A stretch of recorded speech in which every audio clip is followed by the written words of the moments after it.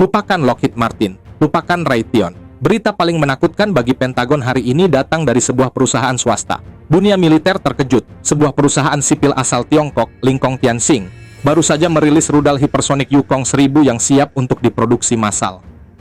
Berita ini membuat para jenderal Amerika tidak bisa tidur nyenyak. Bukan hanya kecepatannya yang mencapai Mach 7, tapi harganya. Mereka berhasil memangkas biaya produksi hingga 90%. Bayangkan, jika satu rudal hipersonik Amerika seharga Ferrari, Cina baru saja membuat versi BYD dengan performa yang bisa diadu. Ini adalah disrupsi militer terbesar abad ini. Senjata hipersonik yang dulunya adalah barang mewah eksklusif negara adidaya, kini diobral murah oleh sektor swasta. Tak hanya sebuah inovasi, namun menjadi penghinaan terhadap sistem pengadaan senjata barat yang lambat dan super mahal. Kenapa rudal ini bisa dijual dengan harga kacang goreng? Rahasianya terletak pada revolusi rantai pasok. Lingkong Tianxing tidak menggunakan komponen militer dengan tingkat kerahasiaan tinggi.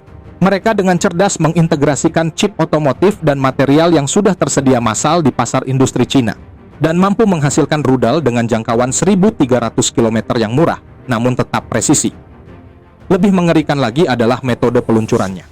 Rudal ini didesain dengan sistem container launch, artinya rudal ini bisa disembunyikan atau ditumpuk di atas kapal sipil yang terlihat tidak berbahaya, namun mampu menciptakan mimpi buruk bagi intelijen.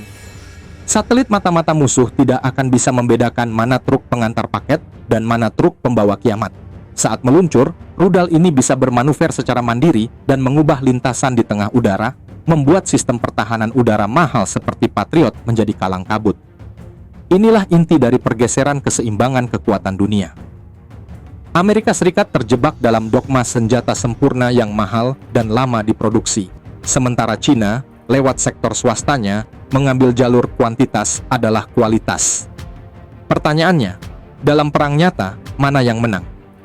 Satu rudal hipersonik seharga 50 juta dolar, atau 10 rudal Yukong 1000 yang menyerang bersamaan dengan harga yang sama? Visi Lingkong Tianxing lebih jauh lagi. Mereka sedang mengembangkan integrasi AI untuk serangan swarm. Puluhan rudal murah ini datang dari segala arah secara bersamaan.